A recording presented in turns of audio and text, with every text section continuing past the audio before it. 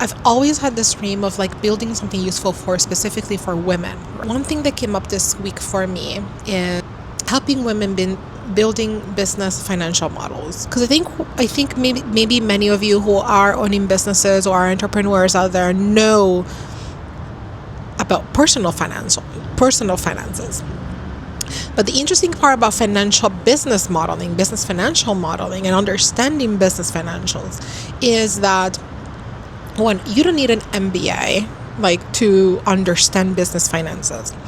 But two, is extremely powerful because not only gives you control of your business, but if you're working for somebody, so you don't have to be an entrepreneur or a business owner. If you're working for a business right now, you can tell how your business is doing. I was able, as an associate, like early in my career, I was able to predict the downfall of a business because I was business financial literate. Right? And I kept asking questions, and I would kept getting ignored about my question. Not ignored, but like when somebody is like not really trying to answer your question. I kept asking the question about the models, like about our finances. It's like, why, for example, right? Like I'll give you an example, right? Super important to know is your business, whether you're an employee or a business owner or an entrepreneur, is your business, if you look at your P&L, which is the profit and loss, right, statement, what is your biggest area improvement? Is it cost or is it revenue? So big businesses right now that are cutting costs, right? Why? Like understanding the financial reasoning for that, because there's always one, is super important to understand what is the business trying to achieve in the future. What are they going for? Why are they not increasing revenue instead? Why are they cutting cost, right? And there could be many reasons of why that top line revenue is not increasing. But if that top line revenue is not increasing, mark my words, cost cutting will be coming. Why? Because most businesses have an incentive of making more profit, right? And so because most businesses have some type of shareholders or people who have stake in the business, and they want to see that the take home money at the end of the day increase, right? And if that's the trajectory that the business is aligned to, that's the strategy that the business is aligning to, then either revenue gets to grow or costs has to go down. There's no other way. And understanding the simplest way, and understanding this in the simplest way, can be critical for anybody who is starting a business, who's owning a business, to understand what is wrong with the business or what is right with the business. Double down on what is right and fix what is wrong, right? So I just wanted to come out here and share this because it's so important to understand. If you don't have a financial model before even starting your business, you're going to go in blindly. You don't know what you're doing. So I want to teach you how to build this, right? And it's easy.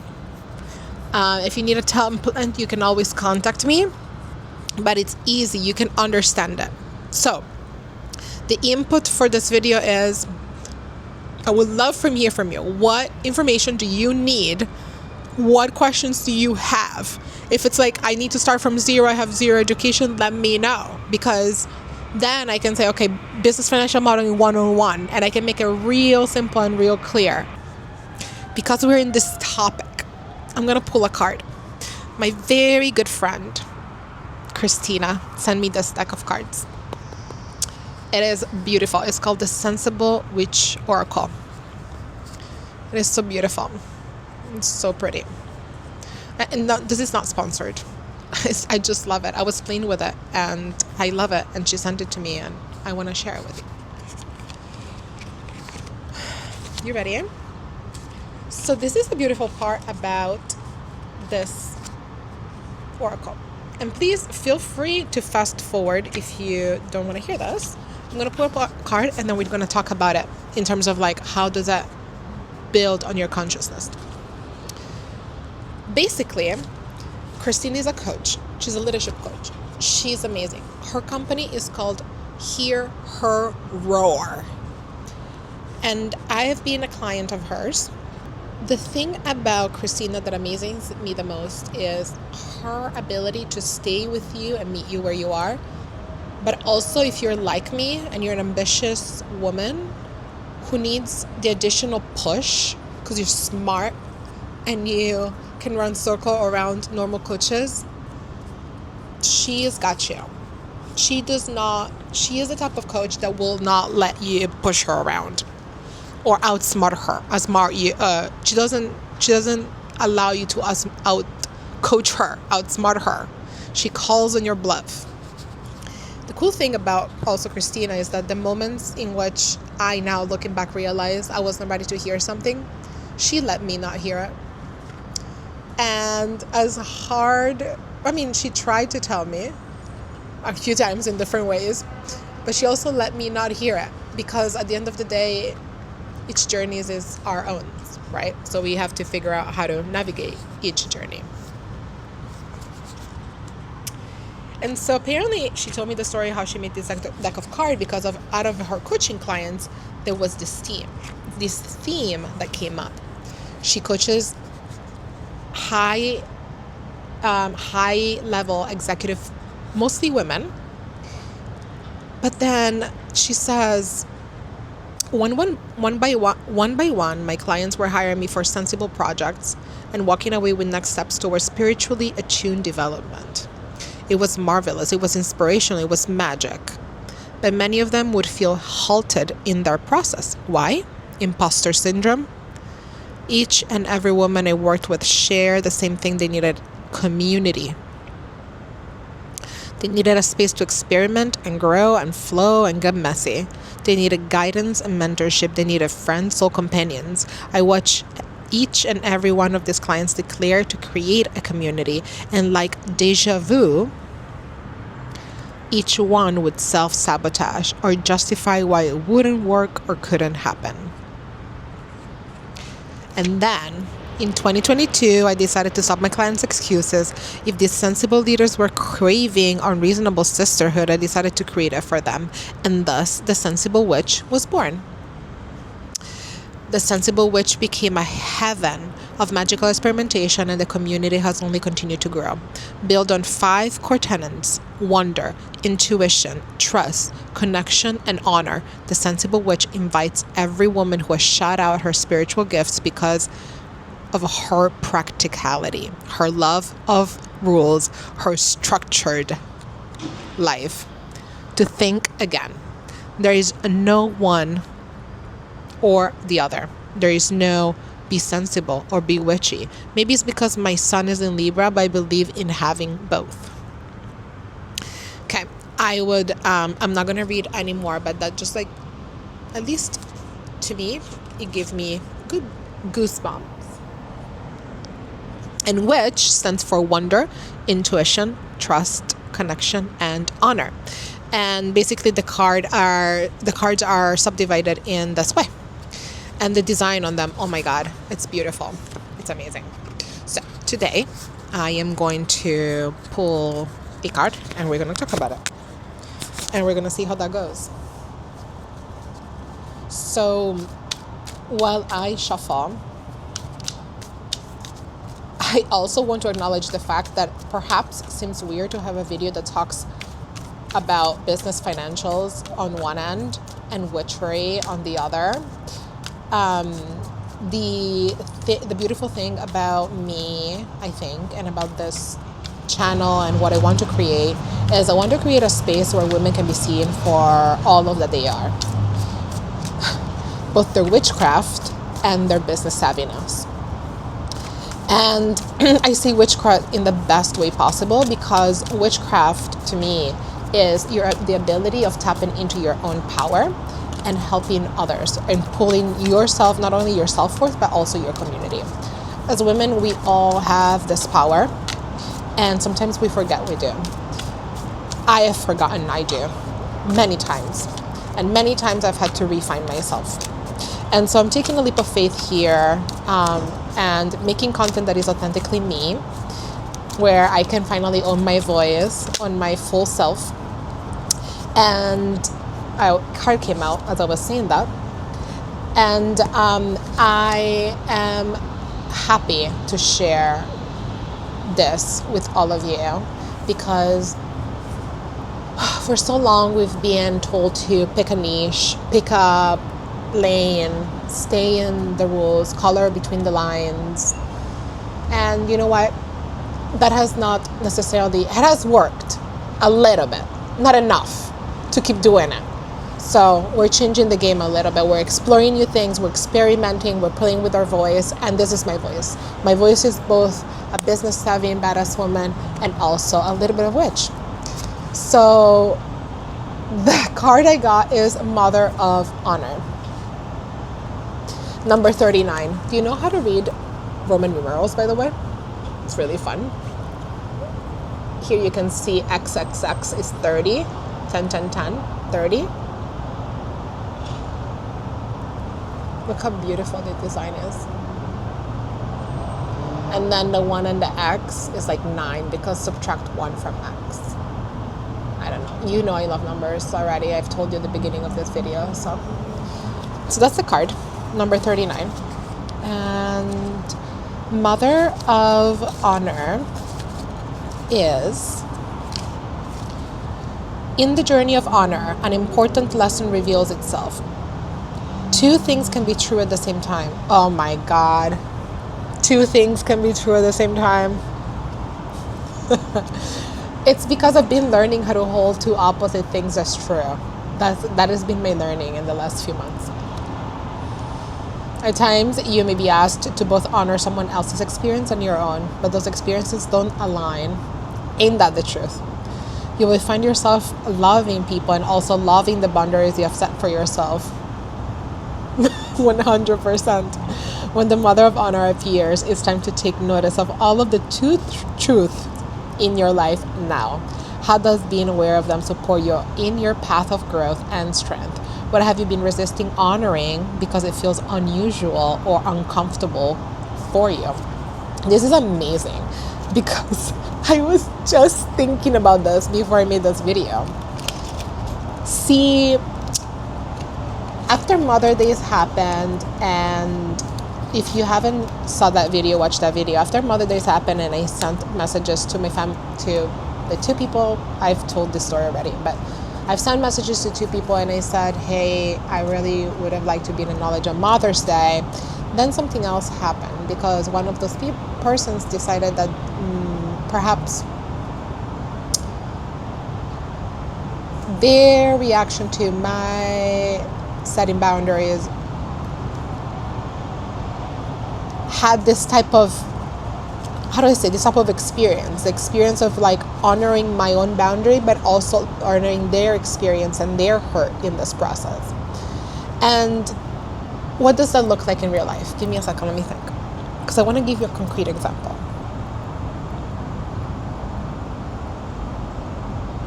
Okay, so this is what happens with my toddler all the time, right? She misbehaves. I believe she misbehaves. She doesn't think she misbehaves, obviously, but I do think she misbehaves. So I correct her, right? And sometimes I'm very stern and strict, and I say, you know, I can be extremely practical, stern, strict, direct to her, and I say, do not do this anymore. Or you need to take a timeout right now, 3-minute timeout. And her experience is her feelings get hurt because I put her in timeout, right? But I need to hold both experiences as true. The experience of me, right, setting boundaries and say we do not color on the walls in our apartment. At the same time, I want to honor her experience of her feelings being hurt, because she perceived me putting her in timeout as an act of like what, like that she got her feelings hurt, that I don't love her or something, right? And so as a mom, I'm confronted with this more often than I want to, as a mom, I'm confronted with this a lot, right?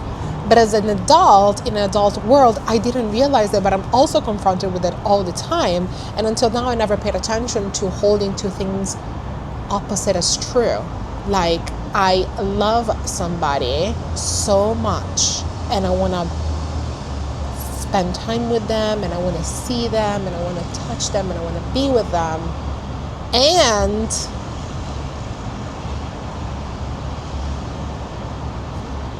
I don't feel loved by this person. And I want to respect me enough to wait for something more, or wait for or I don't want to break the agreement and the respect that I have for myself, and I just want to forgive everything this person says just because I have these strong feelings for them. I want to also receive all that I believe I deserve. What do you do with that? What do you do when you love somebody so much, right? And they don't give you what you feel you deserve? What happens? I mean, in my experience, one or two things happen. One thing, y'all get in a fight. We all get in a fight. And so what happens is that the fight, what it does is that it pushes you one way or the other. Either the person is going to convince you that they love you, and you're going to pretend that did not happen and that's not going to happen ever again, which we will. Or it's going to break you, right? But think about this for just a moment. What if we were to hold those two things as true at the same time?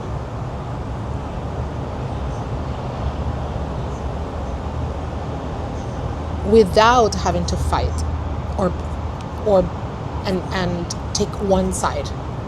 Can we truly hold two opposite things as true and observe and look at them, expect them, be curious about them? Like, how does one act in integrity with themselves when you have two opposite feelings?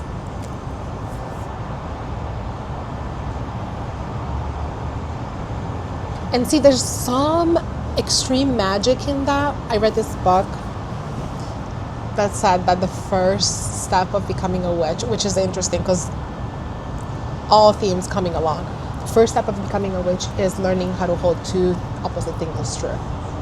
Learning how to hold death and life as true together. That we're all dying and we're all living all the time. That we're all here and we're all not here all the time. That this is real and this is not real all the time, right? Like those extremes that we have, the dualities of life. And how do we navigate those two things is extremely important as human beings, as our growth. Because we're coming out of an era when we have chosen one side. We're either this or that. Whether real or not real. We're either aliens or not aliens. Is either evolution or is this? Is this religion or is this? What new generations and what I think the world is pushing it towards is ends. A lot of ends. And I think it's going to be beautiful. In some ways,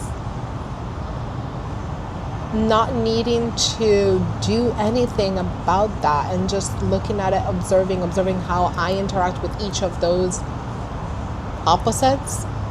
It's beautiful.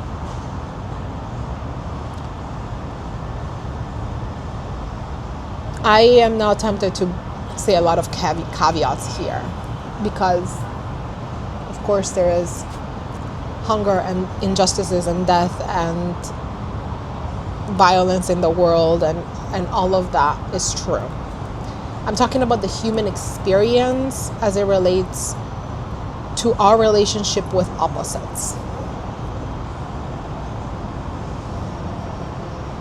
Take a stand for what you believe in, of course, but know that you can believe two opposite things as true at the same time. And that is okay.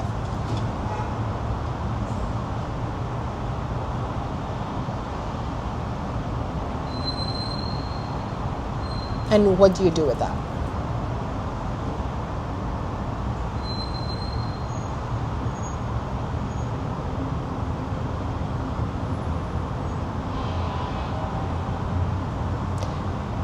Because, see, when I think about the benefits of that, I think about how we are going to hold each other more as community and have less fights and reduce violence.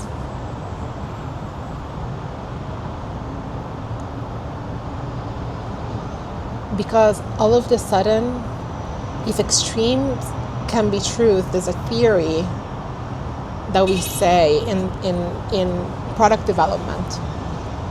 Reminds me of this. There's a theory in product development that we use and say, if you serve the extremes, everybody else in the middle will be taken care of. If you can believe and hold opposites as true, then everybody else also will be held in the space. And so I think of things like otherism reducing, of segregation reducing, of racism reducing, of colorism reducing. Again, holding opposite things as true is expansive. Not expensive, expansive.